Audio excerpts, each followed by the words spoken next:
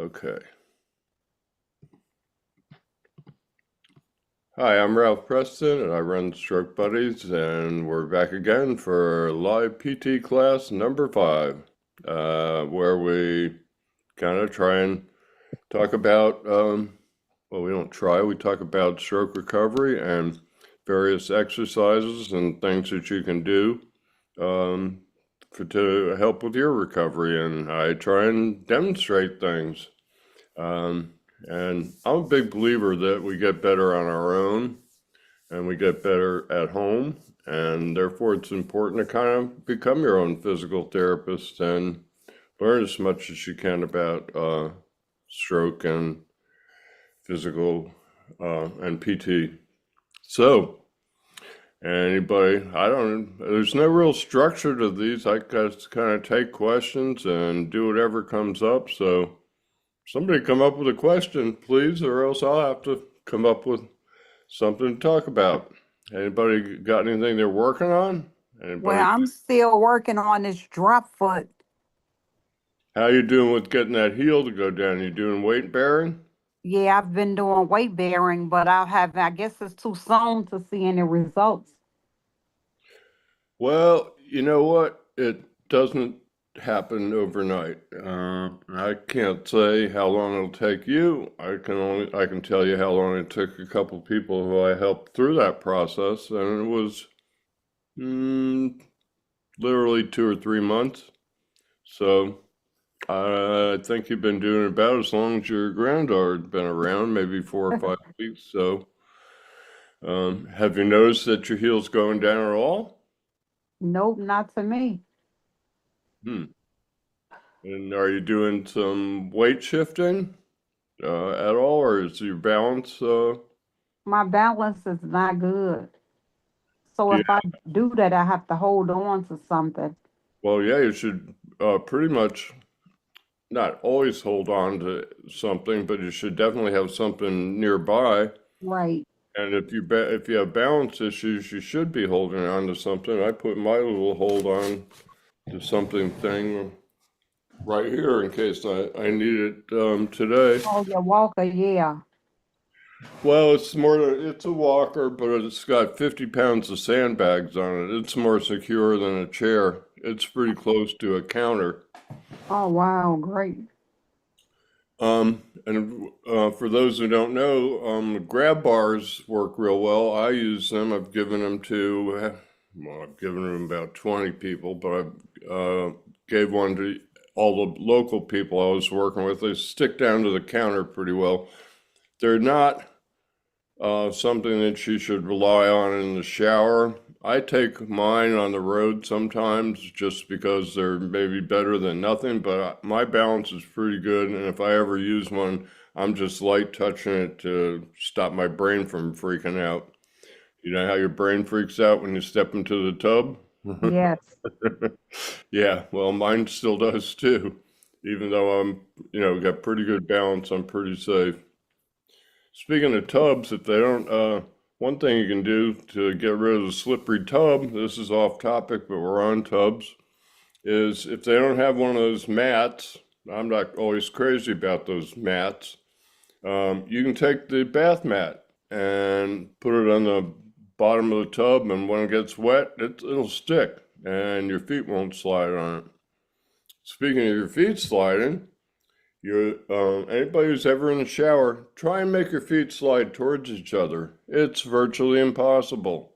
You have to have incredibly strong leg muscles to pull your feet in. So when you're slipping, you're always slipping to the outside, one or both to the outside. So what good is this information? Well, what if you put your feet to the outside of the tub already? Put them up against the wall. There we go, up against the walls. And they can't slide out because they're already out. So, Linda, all I can say is both the guys that I worked with to deal with that problem took 2 or 3 months, but they did start seeing some improvement.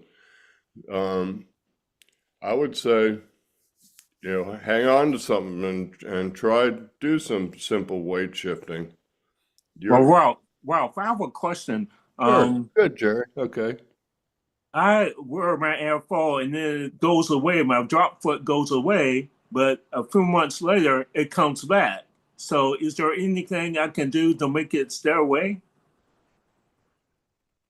Okay. Well, drop foot's uh, a term that we use to cover a couple of things. Um, it can be stubbing your toe, it can be landing flat, and it can also be more than one of these at the same time. So which symptom of drop foot's, so in other words, let me make sure I understand this right first. So you wear your AFO and you take it off and you don't wear it for a couple of months? Yeah. Okay, so you're at that stage. And then your drop foot comes back. Yep. And what symptoms are you having? Is your toe dragging? Are you circumducting? Are you not? My toes dragging. Your toes dragging. Okay. Well, just like anything, I'm a big believer in that. Well, I've helped a few people get off the AFOs, and actually, one or two of them have chosen to go back in certain situations. One had their PT tell them to go back temporarily for something they were working on. And in every case, building up your ankle. I did not have bad ankle roll. My foot was about like that, not like that. It's supposed to be flat. If it gets too far, you might really need an AFO. So I mean, you can see it in the picture of me walking out of the hospital. My affected foot's up in the air, and you can see I've got small amount. I didn't like it. They gave me one that didn't have any kind of articulation. It was a $700 version of what you can now buy on, of course, my insurance paid for it. $700 version of what you can buy on Amazon for $20 now, just like basically a plate that goes under your toe and holds your toe up. And is yours AFO articulate? Probably not. A lot of them don't. No. In my experience, a lot of the ones that do, I've taken them and tried to bend them, and if I can't bend it with my arms, I got pretty strong arms and pretty big, old, strong hands. If I can't bend it with my hands, I don't understand how it's going to bend when you got this weak ankle drop foot thing going on. So also ankles, the term, two people I know have run after stroke, and both of them are physical therapists who had a stroke, by the way. And both of them returned to running, and they both said ankle strength is the key to running. Ankle strength is the key to getting rid of an AFO, and I believe, Jerry, ankle strength is the key to keeping, if you want to, staying off of your AFO. Next time you take it off, or even before you take it off, because I assume if you take it off, you don't wear it around the house probably because they're annoying. When I wear it, I sometimes wear it around the house. Yeah, well, sometimes, I mean, all kinds of different things. Well, you can't really do ankle exercises with the AFO on. Yeah. So I was just suggesting, I was going to say, next time you decide to take it off and not wear it, start doing the ankle exercises. But what I would suggest is start doing the ankle exercises and do them every day, like starting now when you're at home and you're not wearing the AFO. Which ones are the best?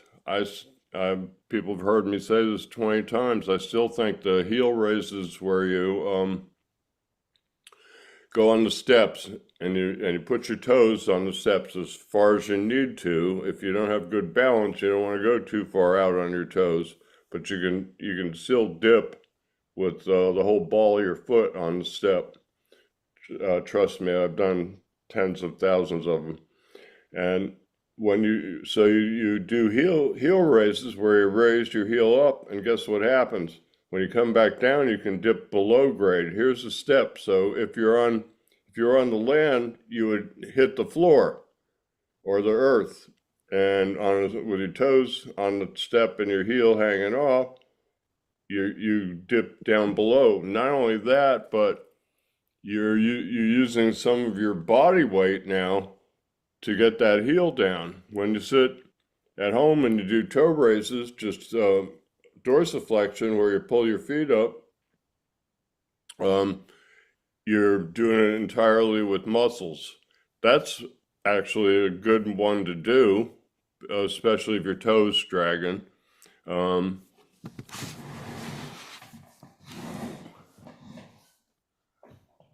Nope, back here. I'm still getting used to where I gotta be. Dorsiflexion, you can do them both at the same time. Bilateral's good. It'll tend to make your your affected foot come up more. Let's see, does it? Maybe. When I do it, I figure the unaffected foot's gonna follow if I do bilateral. I actually did some hip abduction I'm not high enough, sitting on one of those blocks at the gym, and I'd throw my feet out. See how that left one doesn't go out as much? We can't see the demonstration, Ralph. What? We can't see your demonstration. You can't see? Okay, well, I'm moving. I found that my left didn't go out as much. It's really not going out as much because I'm sitting too low. And so what I did was I started thinking, what if I just think about the left one? And I went, okay, think left, push to the left, push to the left. I noticed it went out further. Then I shot a video. I've got a video on hip abduction, and I do it standing, and then I do it seated. And I did it plain, and I did it where I'm thinking left, push to the left, push to the left. And I put graphic markers on it. You can actually visually see that it works better. So sometimes bilateral is good. And I found think left works in a number of situations. So basically, this is dorsiflexion, and if you do it just seated like this, you have to do it entirely with your muscles, and that's a good thing. And the heel raises on the steps are also good because you're building up that ankle when you stand up on your toe, and you're working on that dorsiflexion when you dip below grade. I've got a video on it, and I've got an ankle playlist. Have I sent that to you, Jerry? I can. No, please send it to me. Okay, I'm gonna write it down and send it to you as soon as the meeting's over. Thank you. Send it to me too, Ralph. Okay. Yep. And another good one I think is in that playlist is I would like to have it as well, Ralph. I would like to have it as well. okay. Writing down names. Another good one in that playlist is the drawing the alphabet with your big toe. And Winnie's nodding her head because I think she's done it, and it uses all kinds of muscles. I had a therapist suggest that the same exercises to me too as well. The same exercises you're mentioning with the drawing the alphabet, they mentioned that to me as well. You're right. Your PT did? Yeah, when I was having therapy, yep. Okay, well, one thing I noticed, okay, I had a subluxed shoulder. My shoulder took longer than anything. I was moving my hands way before I still couldn't get my shoulder above right here. That's because all the muscles you have a different set of muscles. I figured this out on my own, but then I confirmed it with Dr. Samantha Amadeo and a couple other PTs. Basically, when you move your arm above your shoulder, everybody who has a subluxed shoulder seems to get stuck right here. They can't go any higher. Now, one guy lifted his arm up, and he could hold it up part way and come down part way. He could do it about twice. The third time he did it, it came all the way back down. But we kept doing that, and he got higher and higher and higher. Anyway, there's a different set of muscles, and I think they don't get used after the first 6 months after a stroke. Anyway, I had broken the shoulder in a bicycle accident, and I rehabbed it myself, and I just started doing basic abduction, moving away from your body. Although when I had my broken shoulder, I started out doing that. That's all I could do. Anyway, the other thing I did was, and I don't know if I made it up or I don't quite remember, was I drew circles once I got my arm away from my body some. I started drawing circles. And I rehabbed that shoulder. The orthopedic doctor, he told me I couldn't do it in 3 weeks, and I did it in 3 weeks, and he couldn't believe it, except I put my hand behind my neck like he told me I should be able to do with a totally healed shoulder. Anyway, I started doing circles. I did hundreds of circles in each direction. That rehabbed the arm, the shoulder. When I had my stroke, same thing. I couldn't. They sent me home in a wheelchair. I could barely get my hand off my lap. And so I started doing circles. And what did they look like in the beginning? They looked like jerky. They were like triangles. They weren't round. When you get them round in both directions, you're using all the different muscles, and you're using them in balance. We talked about this before, but every time, and it's always easiest to demonstrate with a bicep, on the way down, your triceps doing the work. On the way up, your bicep is doing the work. And as you move down, this tricep takes over and this lessens. As you pull it up, this takes over and the tricep lessens, does less work. So you have to retrain your brain to reestablish that balance between the muscles. And so I found circles were real good. And that's why, and no, I didn't go off on a complete tangent. That's why, which I sometimes do, that's why drawing the alphabet is good. Because, you draw an A, it's all straight lines. You could draw a B, it's a straight line, and then 2 bumps. Draw a C, ooh, it's almost like a circle. So they're all different, and you're using all the different muscles drawing the alphabet. Now, you can do it. Thanks for the heads up there, Winnie. Let's see.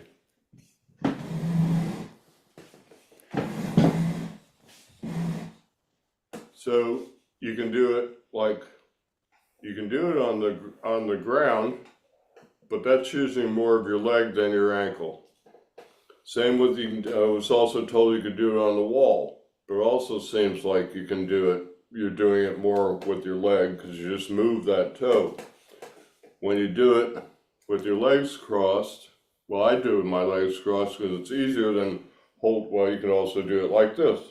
Assuming I can do it with only one hand. You can draw them.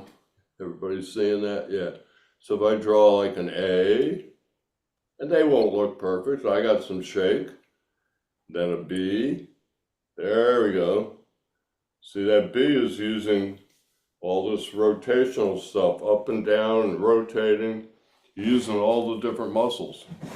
So I literally would go through the entire alphabet, A through Z, a couple of times. Boring, but it works. So, well, we've got this little walker here. Actually, it's a trolley. It's the same trolley Chris has. You still have your trolley, Chris? Oh yeah, still got it. Oh. I still use it. You No, what? sí le hago aquí, mira. Ahí. Uh, Pero they're pretty cool because they have a single pole brake lever, so you can use them with either hand.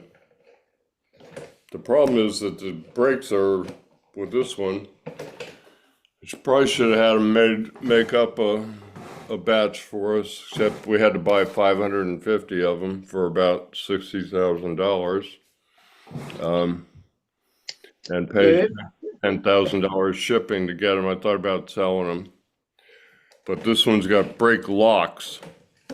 You put on the brakes, it locks. And, you know, Chris, you and I talked about this. Sometimes when you're coming back from the store with groceries and you go downhill, you really don't want brake locks. You want something you can feather the brakes on to slow you down. I don't know about Yeah, you. that's right. I It'd find, also be better if they had bigger wheels. right. I find going downhill is harder than going uphill in terms of balance. And like when I was walking up and down, I found like handicap ramps because they're real low. It's supposed to be less than 1 inch per foot. So I found that walking up them was real easy. You just lean into it, right? It's like going up steps. When you go up the steps, I was always much more worried about coming down because going up the steps, you just kind of lean forward. If you're going to fall, you're going to fall forward and you just go into puppy mode and all fours and climb up the stairs like a 2-year-old or like a way a puppy does or a dog does with 4 legs. Coming down the steps, oh boy. Or coming down an incline, I always found was harder on balance and ankles and just everything. They are harder. That somebody said you did find it harder, Chris? Oh yeah, much harder going downhill. Right. Well, I Oh, figured, I've got a question, by the way. sure. On Saturday, I was walking fairly good. Yeah, my I didn't have any drop foot or anything. And then on Sunday, I did a little bit of shoulder exercise. And then on the Monday, my walking was terrible. Does anybody else have the exercise of the upper body and the lower body suddenly goes haywire? Yeah. Or is that just So a you did, basal ganglia thing? let me get this right. So you did shoulder exercise, and the next day your walking had suffered as a result. Yes. That's a new one. I'm not sure I have an answer to that. When I It could carry, be a basal ganglia thing. I'm not sure. I could explain it if it was happening at the same time. When I carry a couple of full dinner plates, my affected hand tends to shake. It's hard to hold steady while I'm walking good. I can concentrate, I can stop the shaking, and I can hold it steady while I walk, but my walking suffers. That's because I don't have enough. We did that overload talk with Dr. Amadeo a couple weeks ago. Cognitive load and cognitive overload. Your brain's overloaded when you can't do 2 things at the same time, and you can use doing 2 things at the same time. Practice them to build up cognitive power. But it doesn't make, on the outside, Chris, it doesn't make any sense probably to you either, to me, No. why, especially a day apart, why something you did with your shoulder would affect your walking. Have you had it happen more than once, or it only happened? Oh yeah. That's quite a pattern of mine. And because I went to a physio and he said, "Oh, let's work on your arm at the same time." I said, "No. If you work on my arm or shoulder, then I won't be able to walk at all." Wow. I could ask AI real quickly. Don't know what kind of answer it'll give us, but sometimes it gives us surprisingly good answers. Oh boy. Gosh, I must have 20 notifications. Okay, ignore them.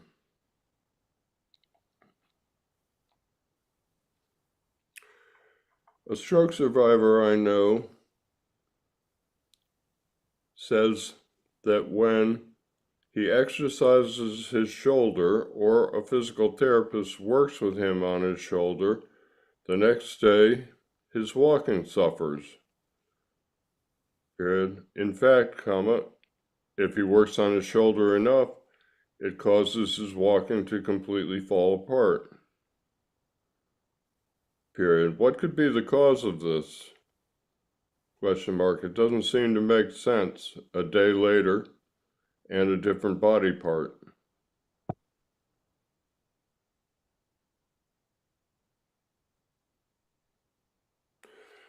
Anybody using AI knows how detailed my question was. Yeah. Okay. Yeah, I mean, I told it everything I wanted it to know. Could be related to a complex neurological or musculoskeletal interactions post-stroke. Several factors may contribute. I'm learning stuff here. This is why I do this, because I'll file this away along with how old Linda's grandbaby is, and a few thousand other things. Neurological crosstalk and fatigue, and I'll send this to you, Chris, when Thank you. either when I'm done reading it or I'll write it down. Just right, Chris, perplexity. Okay, I need to learn how to write without looking.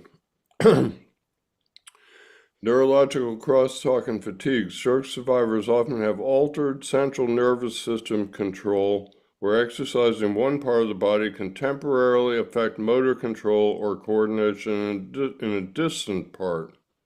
Okay, my follow-up question would be the next day. Shoulder exercises may induce neuromuscular fatigue or altered muscle tone that indirectly impacts balance and gait control, leading to walking difficulties the next day. Okay, it addressed the next day. This delayed effect aligns with fatigue or delayed onset muscle soreness, affecting motor performance. Now, Chris, I'm thinking about this because you have like a number of people I know, Josh Oline, for one, who's supposed to show up here, have a hard time finding that sweet spot between pushing yourself in your home routine and at physical therapy, pushing yourself far enough that you feel like you're making gains, but not pushing yourself so far that that sets you back. I believe both you and Josh have had situations where you did too much one day, and then you couldn't do as well, couldn't do anything or couldn't do as well the next couple of days.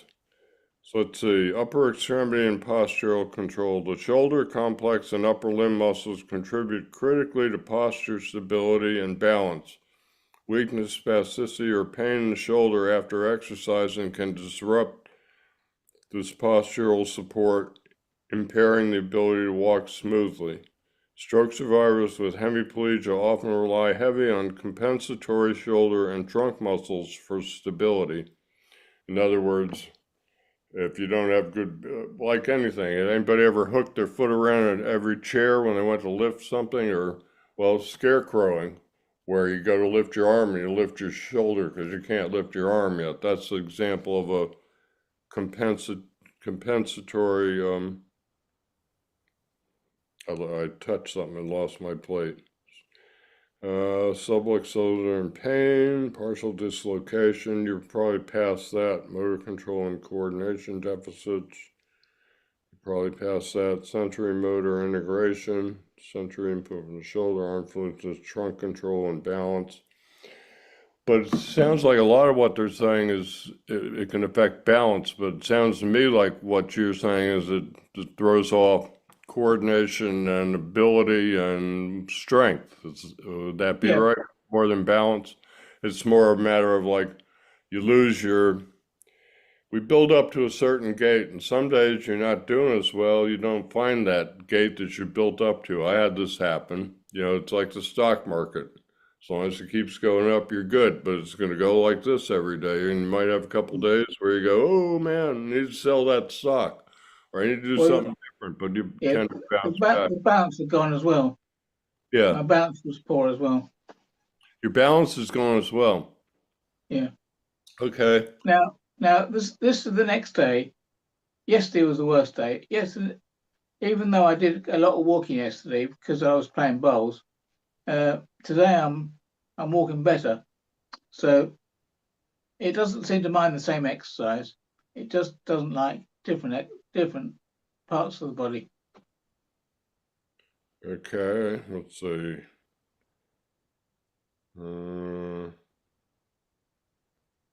I'm looking for our WhatsApp conversation. I'll send it to you. I made a note. I'd rather not. Thank you. I don't see it right away because it's not labeled. I have to find the number and everything, so I'd rather stick with the group here. So it sounds like I knew that shoulder was involved with core and trunk and balance. We're like a big crane, if you will. If you think about your hands, the bucket, and your shoulder as the arm going out, and your core is the tower rising up. If that tower rising up isn't strong, what's going to happen?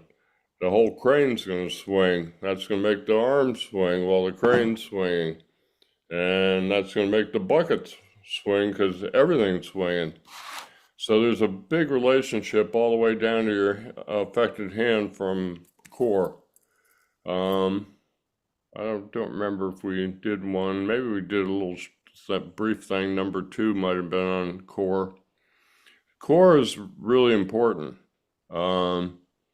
Without your core, you aren't going to stand up, you aren't going to walk, you aren't going to do a lot of things. I worked with a gal, and we didn't get her to stand up for about 2 years. Had to teach her how to roll first. Literally roll, which is a skill you have to learn after a stroke if you have really bad one like she did. And then we had her crawl on all fours for a year and a half, and during that time, once we could get her down on the ground, we worked on teaching her how to get down on the ground so she could do core exercises on a mat. I taught her how to safely get out and back into her wheelchair by herself without anybody around, so she could transfer during the day she was in assisted living, so getting somebody to come, they only send like nurses. They have PT, but they're guests, and then you go to a different place. So it wasn't like she could get somebody to help her. She had to learn how to do it on her own. And once she did, we had her doing a lot of knee stands. Knee stands are real good. And then we had her doing stuff like long and short lever. That's short and this is long. The reason being is like what happens when you throw that arm up? You're throwing that core around, and you have to learn how to control. They always talk about the imaginary string on the top of your head that's connected to God knows what. In yoga, they'll tell you, elongate your spine, and you can actually do that I'm just doing that right now, just by sitting up straighter and thinking about pushing my head towards the ceiling.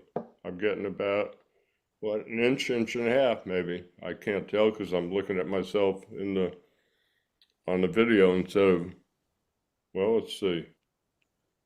Oh, my hand goes up too a little bit. So much for that. Anyway, you have to learn how to find that balance point. One thing I did to get my balance back, well, two things I did. It's one thing I did was I stood in the corner with the walls behind me, and I came out from it and just moved my whole trunk forward. I learned like just a little bit of leaning forward, leaning left, leaning right. If I started to feel wonky, I'd just lay back into the corner because that was real safe. You got to have your feet fairly close to the corner because if you lay back into the corner with your feet too far out, your feet will go out from under you. So that's one thing you can do. Another thing I did, because I'm a big believer in posture, so I did your basic mountain pose. I can't get my whole body in here unless I go way back. But I would sort of put my feet the right distance apart, about the same as a little less than my hips. Put my knees right over and make sure they weren't locking. I get that little bit of a bend in them. And my hips, I'd straighten up my core. My hips tend to do that, so I push out. My ribs tend to do that, so I push in, and you raise your shoulders up, or you pull your shoulders back. Everybody, when they pull their shoulders back, they raise them up. So the next thing you do is just relax them and drop them, but keep them back. Keep the scapula pinched. And then, I called it neutral. I just put my hands at my side, and I worried about my head, and I looked straight ahead at the horizon. I just stand there for 10 minutes at a time. And then when I started doing yoga 5 years ago, I learned if you flip your hands out, it's called mountain pose. I called it neutral, it's called mountain pose. Same sort of thing. So those are a couple things I did for balance. Also, I got, well, it's not in here, it's not in my bag of tricks. It needs pumping up. I've got one of those giant balls that you sit on. I don't know what they call them, therapy ball. They're pretty big. They come from about that size to about that size.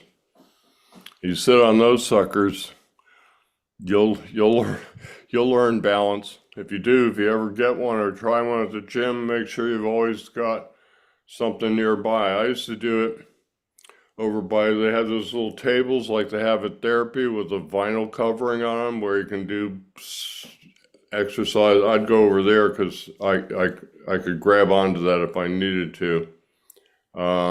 Like I said, I'm a big believer in I've said a number of times in safety. That's why I've got that walker over there. It's got 50 pounds of sandbags on it. That thing's way more secure than a chair. It's not as secure as a counter, but I'm not trying to scare anybody, but I was talking to somebody about this the other day. You know, if somebody's going to fall, and you got them on a gait belt, I don't care how big you are and how little they are, if they're going to fall, if they want to fall, and you're not looking out for it, they'll fall. Same is true with, I mean, I could fall, anybody can fall with anything, because one thing you do is lose your grip on it. If you aren't grabbing onto it anymore, it's not going to do anything for you. But in everything I did in my recovery, I always had a safety plan, and I build it into every video I do. Usually I mention it, but sometimes I'll just, like at the beginning, I'll just tap on the chair or tap on the walker or show it or talk about it. Because you don't want to fall. You can get hurt for one, but the thing that really hurts is your confidence, and makes you reluctant to try whatever you were doing again. Might make you reluctant to do much of anything, and you know that's a setback. It's even if you don't get hurt, that's a big mental thing to have to overcome. So, Let's see. So I guess we covered Chris's. We did Jerry's ankle. What else has anybody got? Nothing? Well, if anybody didn't have anything to add, I don't want to be the only student in class with questions or suggestions. I want to give somebody else the opportunity Well, to. I have a question. okay. Oh, Carla. I'm sorry. I'm sorry. I didn't mean to interrupt you. I'm sorry, Lynn. I Oh, didn't that's mean to interrupt. okay. Go ahead. And by the So way, Linda, you know, I wanted to give somebody else the opportunity to well, add before I learned something from everybody that speaks, so it always sparks something in me. I'm like, yeah, why do I do that too? Oh, that's why I do that. yeah, but you But got to. I was walking with my wife the other day, and I used to walk really fast. She used to always complain, like, just slow down. And she noticed, especially because you walked much slower. And I was lucky. My affected side is, I've been doing it. It is stronger. It was never weak to begin with. I had a little weakness in my foot, some numbness and tingling. That's all. Feeling is all came back nicely, which is great. But I did have the stroke in the one eye, so I'm legally blind now in my right eye, and so I have a little bit of peripheral vision left. So I don't know if it's just because I see things, my brain is taking in upcoming information.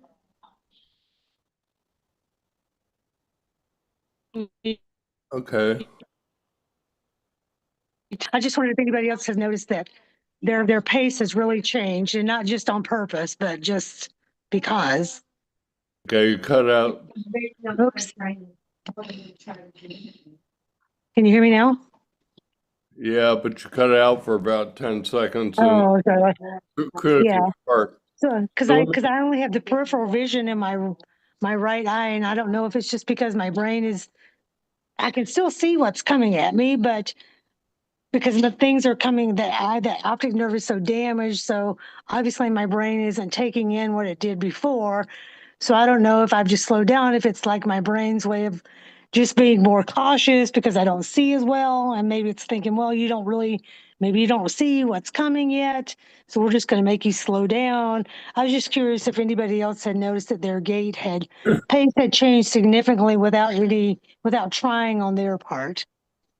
okay, so did your gait slow down as a result of a stroke, or did you say your gait slowed down recently? Because right after the stroke is when my wife noticed it slowed down. Yeah. Oh, okay. Yeah, well, first of all, I don't know about y'all, but my brain was, screaming, "Danger, Will Robinson!" Most of my early stroke life, anything and everything I did. I still have a problem. Our brain tends to protect us from Oh, stuff. absolutely. Your amygdala is always like on, oh, walk slower. We don't know if there's a saber-tooth tiger around the next corner. Slow down, you know? Well, I don't think there's anything wrong with slowing down unless it annoys your partner or causes people not to be able to walk with you, in which case I would say still walk on your own at your own pace. Yeah. I found when you go too fast, you greatly increase your ability to fall forward. Right. And because I don't see that curve, I don't notice. And she's really good about like warning me, like if he's there's a step coming, and she'll here, give me your arm, and she'll like, okay, we're getting ready to step down. I mean, she doesn't complain. She just thought it was interesting that because I always walk so fast, and she was, she noticed after, she was like, it's just her speculating. When I mentioned it to my neurologist, he's like, sounds like a good theory to me. Like he said kind of the same thing you did. Sounds like your brain is just like, hey, you're still recovering. You might be still a little unsteady on that foot because the nerves are just recovering. So maybe your brain's just like, okay, you're not as steady as you think you are, so we're just going to go slower for a while.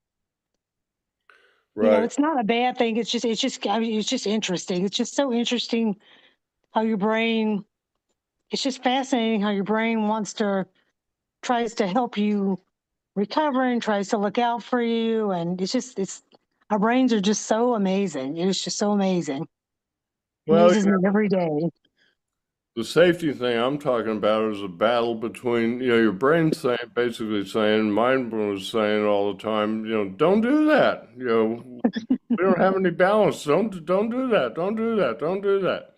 And, you have to kind of force yourself to do some things in order to recover. If you sat around and did nothing, you wouldn't recover very much. Right, So you right. have to find safety is that balance between pushing yourself a little bit so you can make progress and listening to that brain that says, don't do that, don't do that, don't do that. Here's an interesting side note. Like if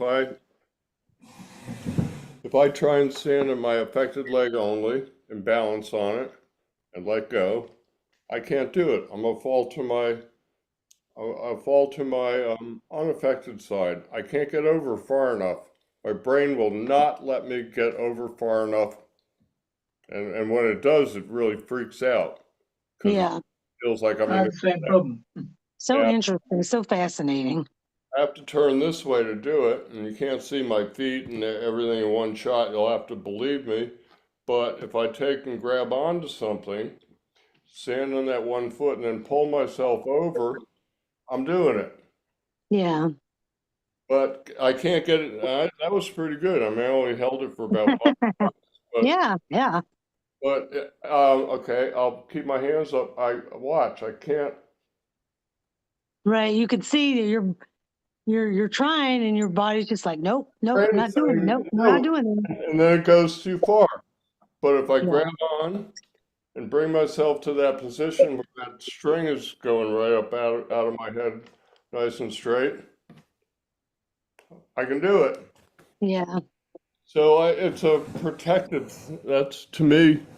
Again, I'm not a PT or a neurologist, and but it just seems to me that what's going on is my brain's still protecting me from going that way. Yeah. When I was still That's in what we rehab, figured too about my brain. That's what we figured. Yeah. when I was still in the Not that I'm rehab complaining. It's just interesting. well, no, it is interesting. When I was in the rehab hospital, I asked my PT why she hung over on my left side. She said, if I wasn't over here holding you up, you'd fall over this way. I went, really? She said, yeah, but we're not going to find out. I said, no, let's not. Okay. Yeah. I'll believe you on that one. And I have something to share sure, please. about walking slower. Two things to share. Good. Yesterday, my PT came home and I had done a lot of exercise in the community center. So when he came, I was kind of tired. But then he showed me, he guided me to do some exercises so I could build more muscle on my thigh and the strength of my right side. And then I was really exhausted. And then he asked me to walk.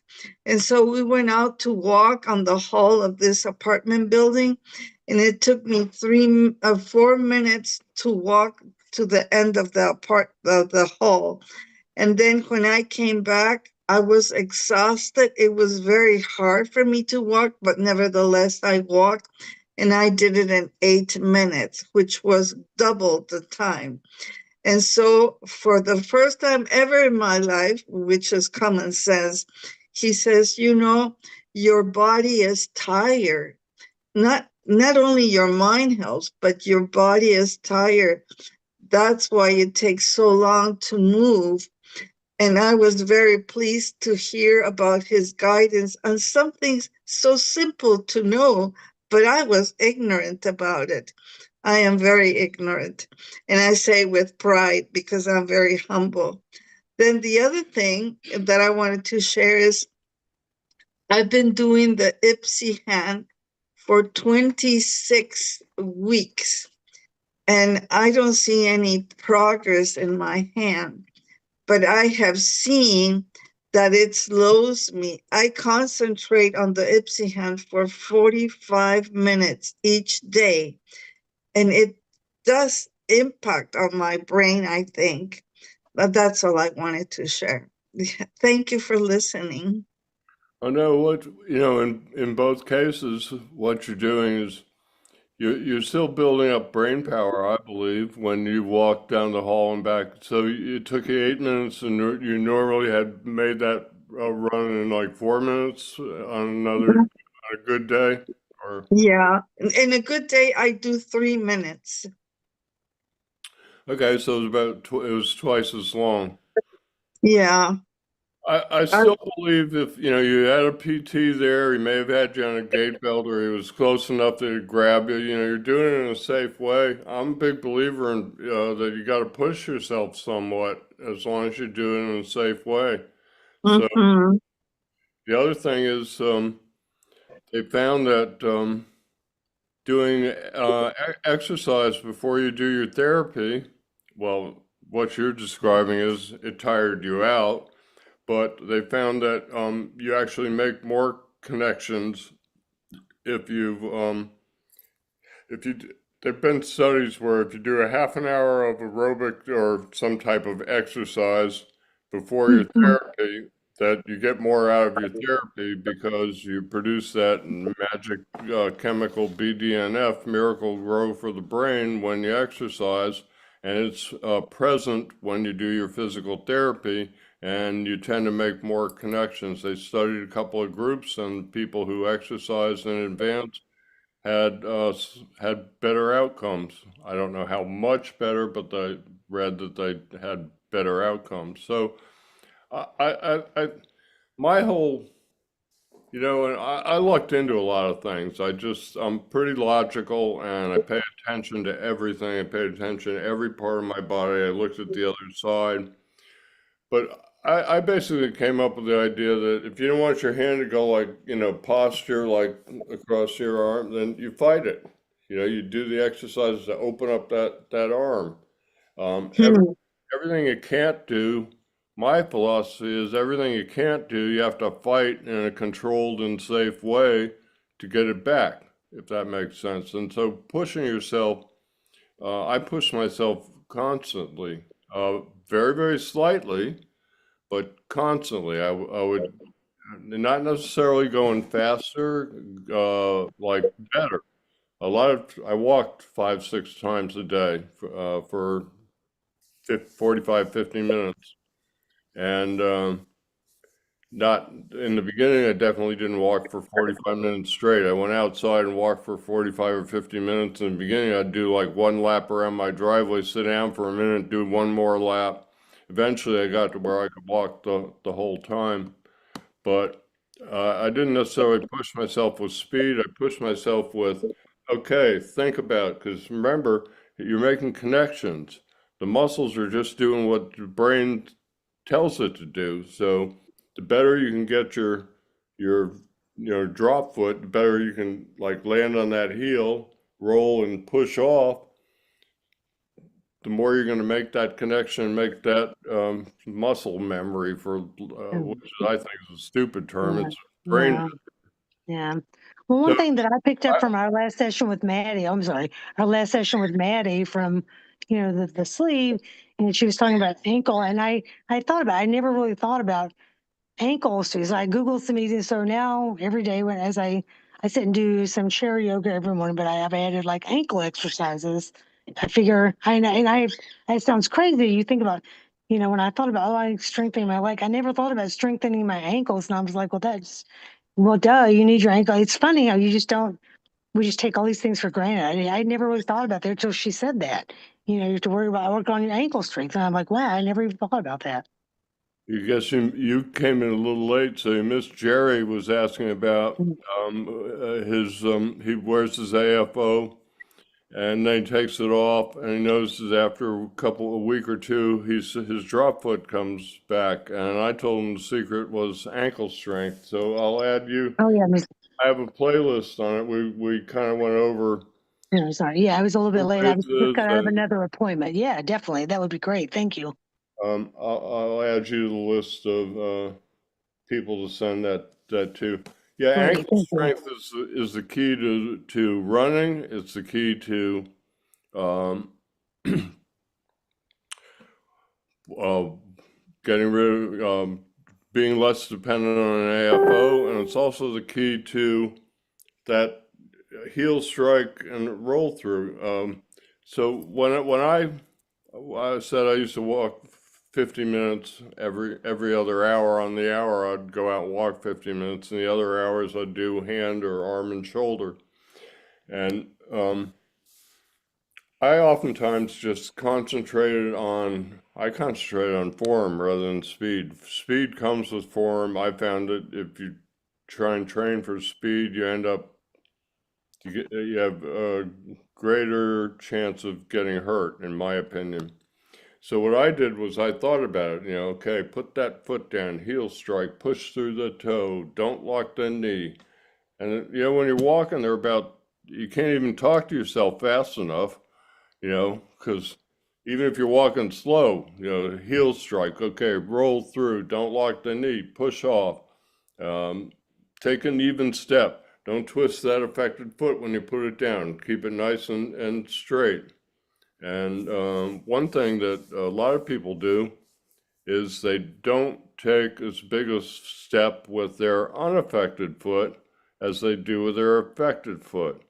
Seems odd, doesn't it? First time I encountered it with somebody I was working with, I thought, that seems odd. Then I thought about it.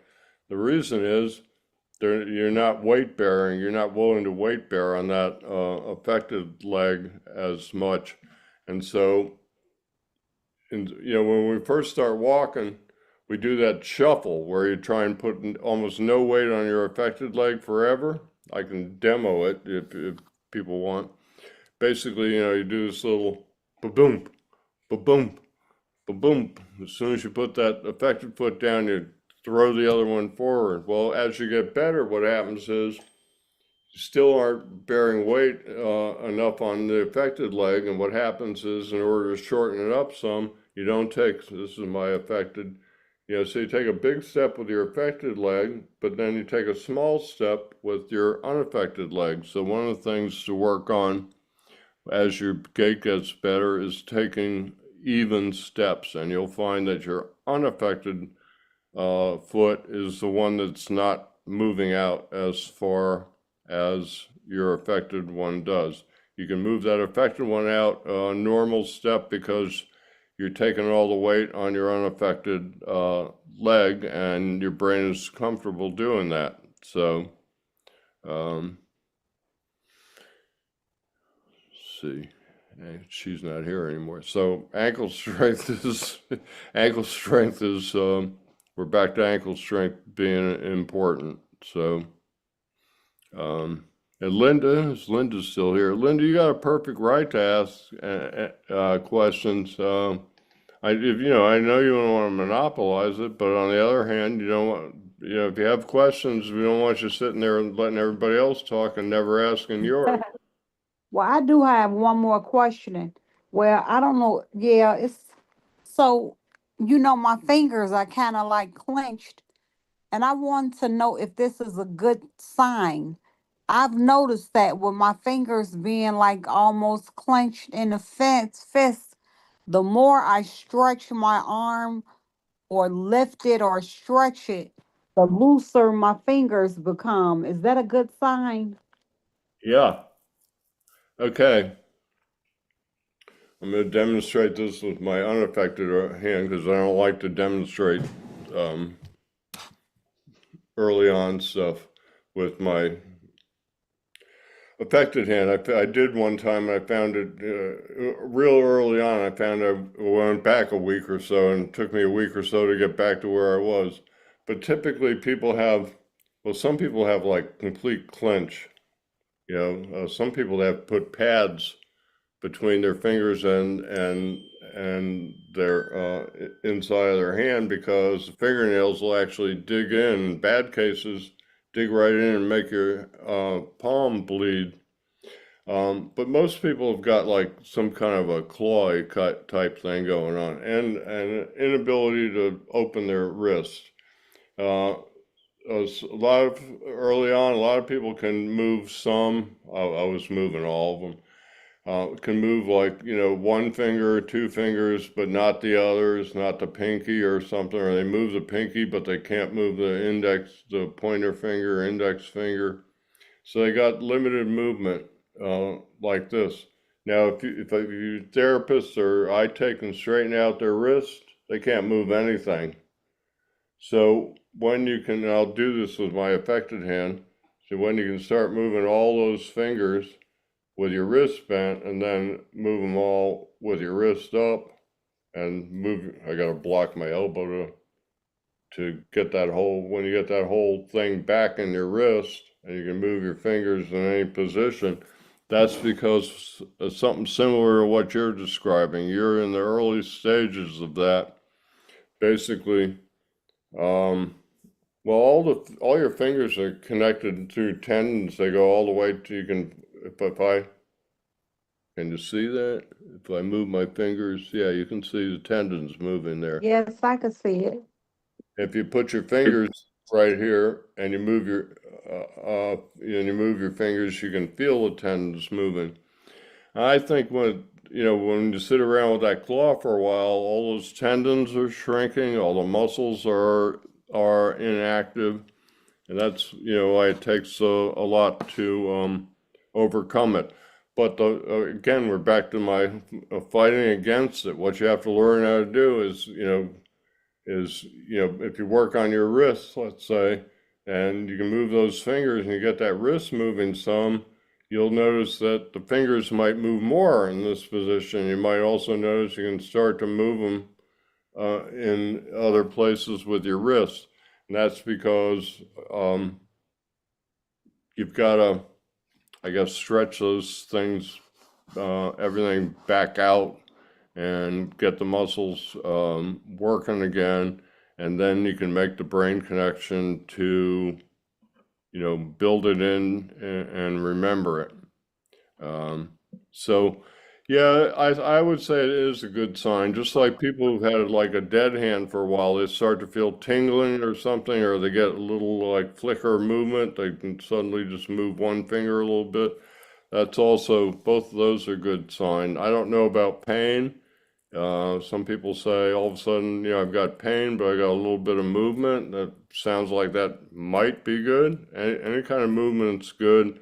And if you get any movement in any of those fingers, start trying to work on it. And then work on it like trying to move your wrists and move the fingers at the same time. I'll do it over here with my affected hand, Yeah, because I noticed the more I stretch my arm out, the more I stretch it, my fingers get so loose, they're not clenched anymore. I can actually pull them out and they're really, really loose. Yeah, and I don't know what to think about stretching. It worked well for me. I stretched stuff, and because I figured I had to stretch in order to get the range of motion back. But Tara Tobias, who's a doctor of physical therapy, and Henry Hoffman, who owns Sabo, started Sabo. He's some kind of therapist. I don't know if he's a DPT or DOT, occupational therapy, but he's a degreed professional, and they'll both say you can't get better from stretching. Okay, I might agree with that if somebody was doing nothing but stretching. I think that they would get better, but it would be slow. I see stretching as a part of an overall program.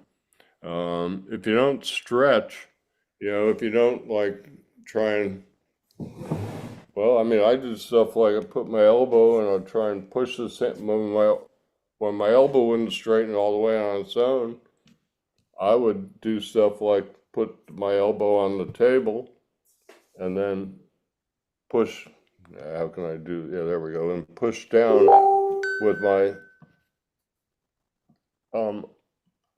unaffected hand and try and open it, try and stretch it, try and, like I said earlier, my whole thing, what I did to get better was fight against what I couldn't do.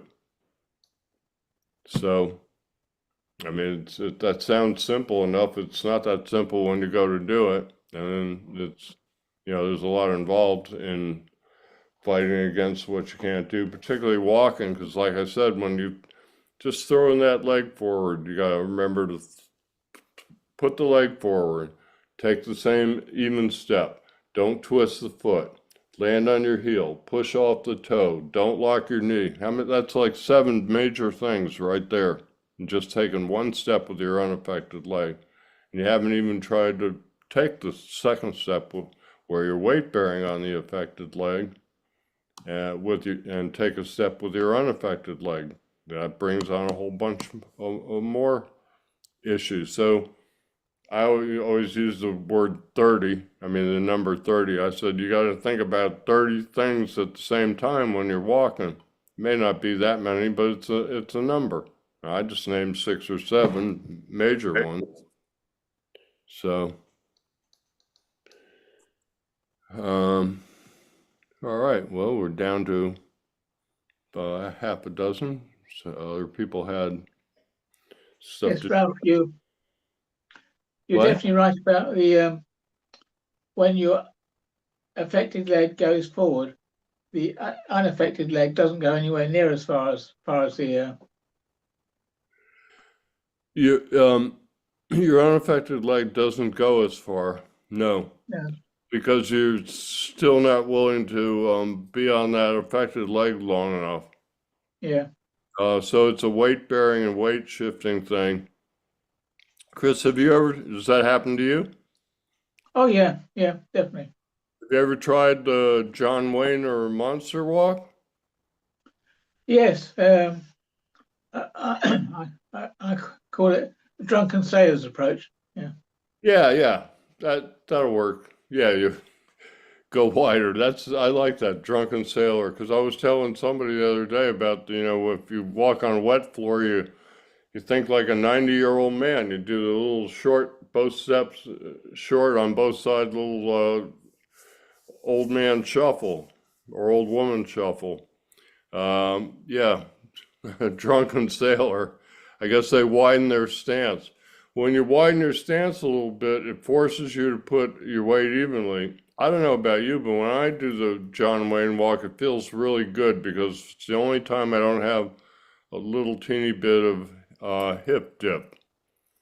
I need to do something with Dr. Sam on hip dip, either in a presentation or just the two of us. We're talking about doing some things where I talk about a common problem and she tells, sort of like this. It came up because I was mentioning that I was doing this, and I know I shouldn't be doing it, but not everybody has access to PT, and I make a disclaimer, I'm not a PT. She says I am a PT, and that's a big compliment, but I'm not. She went to school, I didn't go. So I came up with this idea, I said, I'm doing this PT sessions, but I'm not a PT. And she said something like, well, what if you had one there? And I came up with the idea of like us talking and maybe her talking about, say, drop foot or ankle strength, and get her thoughts on ankle strength and do like a little short, maybe just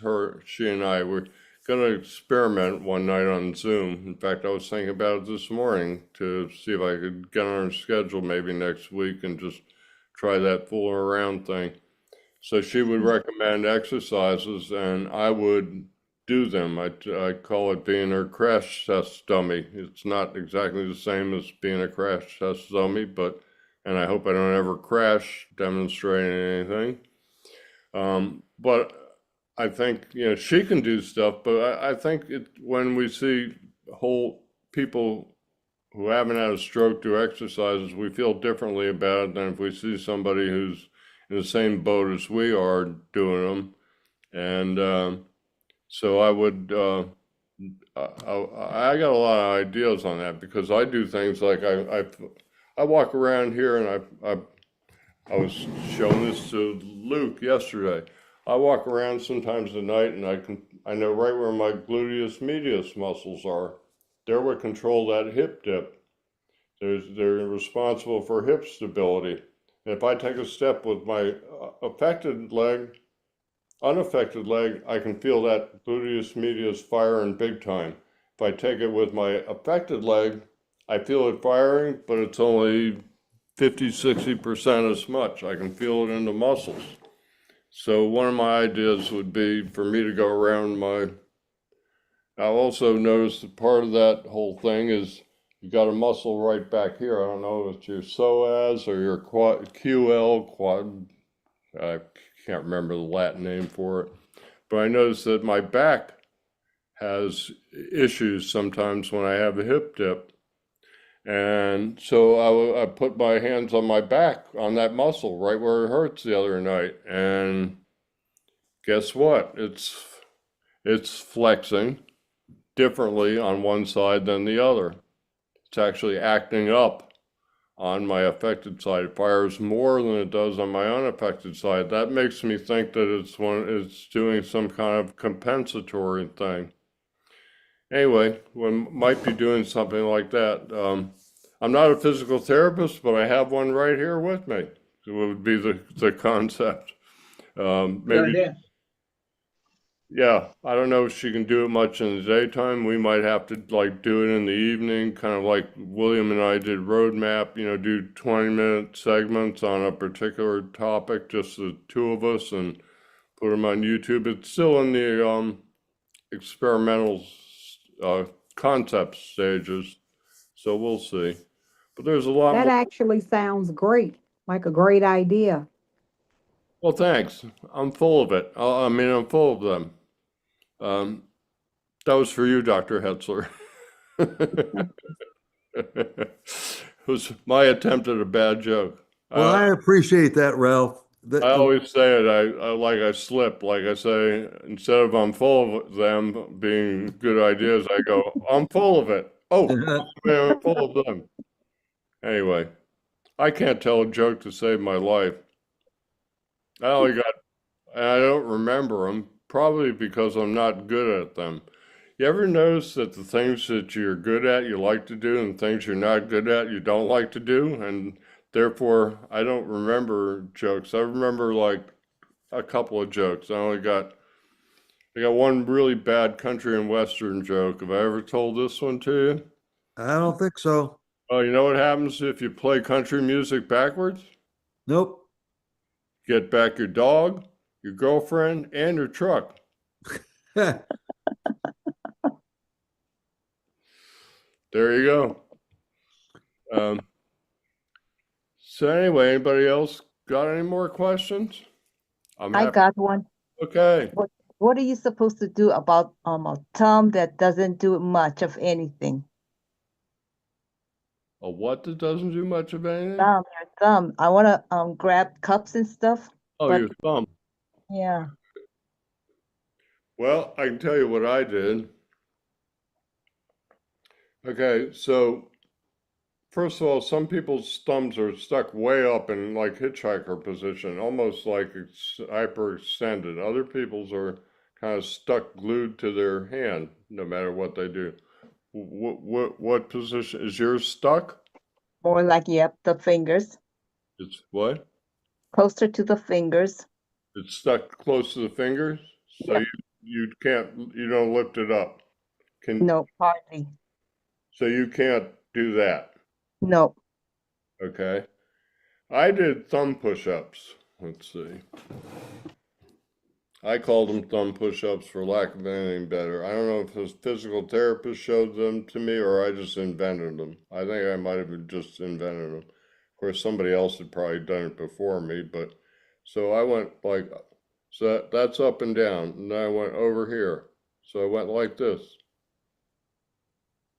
I did thousands of these to get my thumb back. That's my affected hand too. Whoa, that was swung it in and around like that. Nope, just straight up, straight over, back to up, back to down.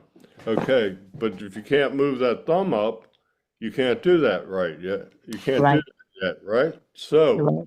And Winnie, just maybe a few days ago, I stumbled across a video that Ralph had on thumb exercises. I just discovered the video. It was on YouTube a few days ago. Well, Yeah. you demonstrated several thumb exercises. Well, yeah, that's the main one. But one thing when is you can assist it. Yep. First thing I'd do would be don't even bother with the whole routine of thumb push-ups. I just push that thumb up. Mm-hmm. I hold it up there for Okay. 10, 15, 30 seconds, whatever. And then does it go back? If you do that, does it snap back down? Yes. Okay. So what'll happen, what you want to happen is um, you want to hold it up there and hold it up there. So at some point it starts, instead of snapping back as quickly, it goes through, so you're trying to slow down that snapping back and you're trying to hold it there. Now, whenever you do passive movement, that passive movement is when you move it with your other hand or another body part, usually your hand. You should be thinking about it. When you come up, you should be going open, open, open, open, open. And when you got it there, you should just be, even if you're holding it, you should be going hold it, hold it, hold it. And as you keep doing this, you should try and not push as hard. In the beginning, you might have to really just completely hold it there. But what you want to get to do is let your brain take over more and more whenever you do passive. So, hold it, hold it, hold it. And then when you let go, okay, don't let it go down, don't let it go down. Okay, it went down. Do it again. And once you can, so, you got to learn how to hitchhike again. Yep. Basically. There's one called thumb push-ups in that. I don't know if there are any other thumb-specific ones, but, can you do opposition at all? No, not yet. No. Okay. Well, one thing you can do, there are two ways, and this is my affected hand, so I'll demonstrate with it. So one way you can do opposition is watch my thumb isn't moving much at all. I move the fingers all the way to it. Another way is, of course, the pinky, not quite, because you can't quite get the pinky there, so my thumb automatically went up. But I can move my index, my middle finger, my ring finger without, maybe my ring finger moved it up. That's because these two guys share a tendon. But I can definitely do my index and middle finger without moving it. The other way is to try and move the thumb as much as possible. And normal opposition, you move both towards each other. So one thing you can do is try doing it do you have that level of finger movement? Not at all. Not at all. Okay. Well, you can do opposition, moving them together too. Yeah. But again, you want to think, close it, close it, close it. Don't let them open. Close it, close it, close it. With your brain. Mm-hmm. Kelly Bergman. Okay, we'll let Kelly in. We'll tell her that she's kind of like an hour and 20 minutes late. Hey, Kelly. We're just kind of wrapping up here. So I would work on getting that thumb to move, because you can't do much with your hand without a thumb. Okay. I know. If you want to, so like when you pick something up, what's on the other side of those fingers? Yup, that thumb. Mm-hmm.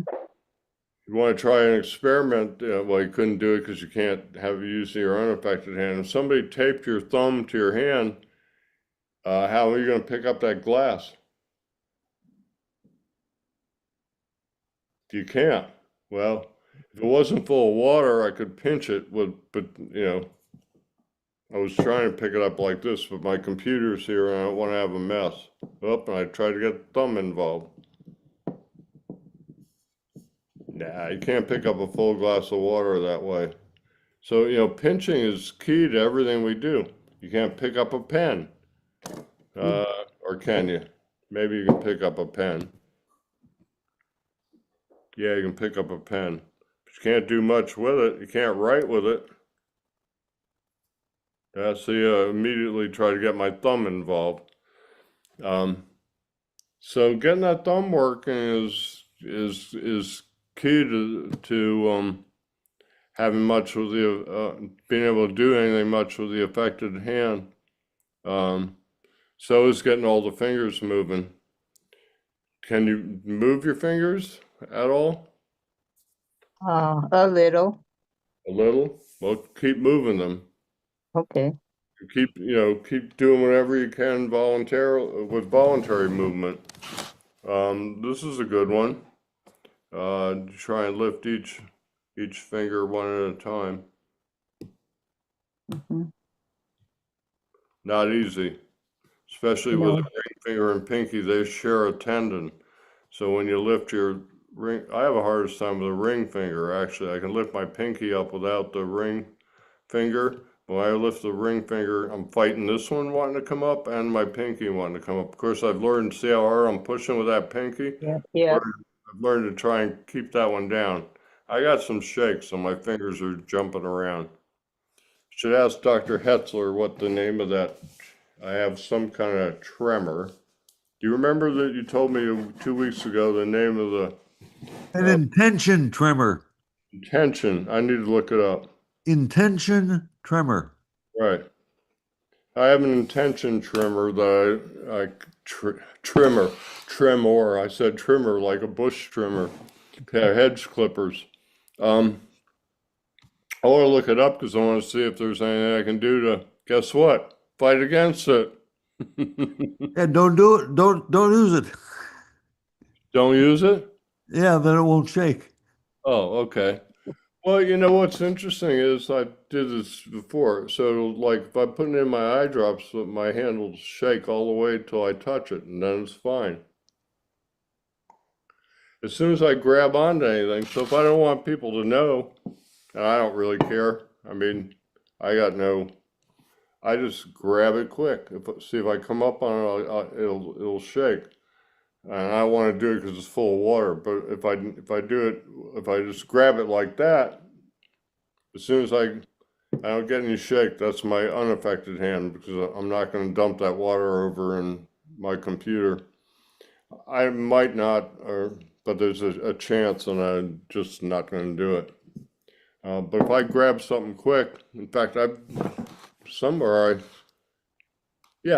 actually in the shoulder video, in the shoulder playlist, I actually show practicing picking up these very same glasses empty and putting them back down. Because letting go, but we could talk for an hour about letting go. Henry Hoffman with Sabo wouldn't have a business if people could let go. That's what the whole SaboFlex and a lot of his products do. They work on like letting go. I don't know if you all have noticed this, but the first thing we can do is grip something, and then like letting go of it is hard. I got some tennis balls around here that I practice letting go with. Let's see, they're right here somewhere. Yeah.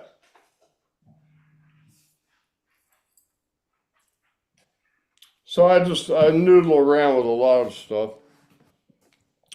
And about 11 or 12 years out, about 5 years ago, I started, I just decided I'd get some tennis balls. I'd do a thing on neuroplasticity.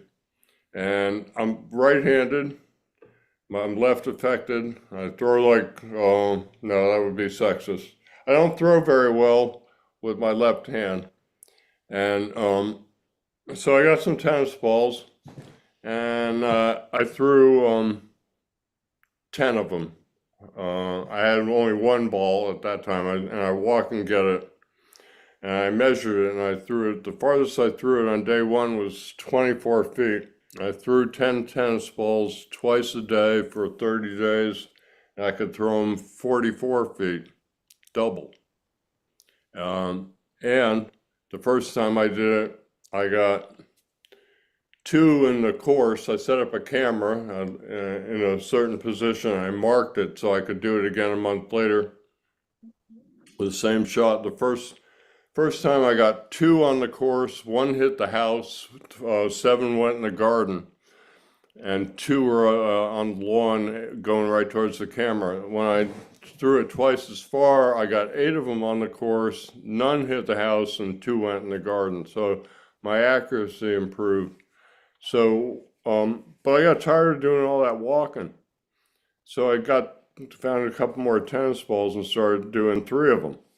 And I walked over and I would get 1 ball and I'd pick it up. I'd get another ball and I'd pick it up. This is with my unaffected hand. And I'd pick it up, no problem, let go. And I said, well, can I let go of them one at a time? Yeah, 1, 2, 3. I don't want to drop them too far because they'll bounce all over the place. So I said, wow, I should learn how to do that with my affected hand. I'll go pick up the tennis balls one at a time. I'll walk back with them. I'll drop them one at a time. And I'll throw them again. I get double therapy out of this. So I would grab 1. This is my affected hand. I'd grab, don't knock that one with that tremor. I'd grab 2. And I'd grab 3. And I always did this to prove I got a hold of them. And then I would let go. 1, 2, 3. Annoying as hell when, like everything, you know, I get real frustrated when I can't do stuff. So in the beginning, it was not that pretty. It took me a little while. Once I could do that, you know what I did? I stopped picking them up 3 at a time, and I would take one, and on the walk back, I would toss it up and try and catch it while I was walking, try and build up brain power. Doing intentional cognitive overloading to build up cognitive power. That's tricky because I don't know about you, but I'm not very good. Another thing that's really hard after a stroke is knowing when to close. I'm not throwing it up very high because I won't be able to catch it, I don't think. Oh, I did. In therapy, they toss a wiffle ball or a Nerf ball at you, and you gotta grab it at the right time. I found in the very beginning I was way behind. You know, when I needed to close, I was just starting to close when I needed to be all the way closed. So actually, what I did was I started trying to think about doing it earlier. And so then I kind of got my brain and hand synced up with when I should do it. But I had to do it by saying, go now, go earlier than you think. But once I did that over and over and over again, I kind of, I can't believe I shouldn't do this, but I can't resist. I couldn't believe I threw it up about 18 inches and oh, no. First rule of catching a tennis ball is don't throw it off at one angle or another. Yep, I got it again. So I haven't done that in 5 years since I do it. Now, try and do that while you're walking. Get it. And guess what? When you're walking, you have to throw it a little bit forward because you walk forward while it's up in the air. It's not as simple as like throwing it up here and having to come straight down and all you have to do is close. The ball has to be where you expect it to be, or else you have to move your hand forward or backward or left or right to get it, which additionally complicates it. So I'm a big believer in building up cognitive load. I don't know, after my stroke, I'd be working around here. I put about 6 tools in my right hand, and I'd say, I open the doorknob because my brain was saying, don't use that left hand, don't use that left hand. So I first started opening the door and twisting. Water faucets, by the way, is a really good exercise for wrists. I started twisting the doorknob. I got to where I could actually twist the doorknob and open the door with my left hand. Then I said, okay, next step, take those 6 tools, put one of them in your left hand, now rotate it while you're holding on to something and don't drop it. So I did that. I got to where I could put 3 tools in each hand, like I would have before my stroke. I wouldn't load up one hand probably, I don't know. we don't have any memory of or a map of how we did things before the stroke. I have no, I just pick up the tools and put them away. But I intentionally learned how to like put 3 tools in each hand or half and half, however many things I had, and still open the door with the tools in. I do it all the time. I complicate things on purpose because I think they're a stretch. They're pushing. And I've got to where I can do most of the things that I need to do pretty well. So I have to complicate things to keep pushing myself. So, well, we covered a little bit on gait and drop foot and walking better. I don't really care if I just come up with a suggested topic at Wendy's suggestion, actually. So I'm doing this for you guys. I learned something today with Chris's whole situation, and I learned, how about that, Dr. Hetzler? Like 5 years later, I could still grab the ball at the right time. So I've Good. Excellent. I had to have somehow made some connections that are permanent. Well, I wouldn't call them permanent, but they're long lasting. Okay, well, yeah, I'm not permanent. Right. None of us are permanent. We all have an expiration date, unfortunately. I'm just trying to, I'm just trying to keep from growing that green mold and having to be thrown away. That's good. Well, I thought it was a very interesting session, and my wife's got my lunch ready for me, so I've got to sign off. And good job, Ralph. Well, thank you for I'm glad you enjoyed it. I'm going to end the YouTube right now and end. And you have a great lunch, and say hi to Ruth Ann for me. You're a lucky man, but you know that. Yeah,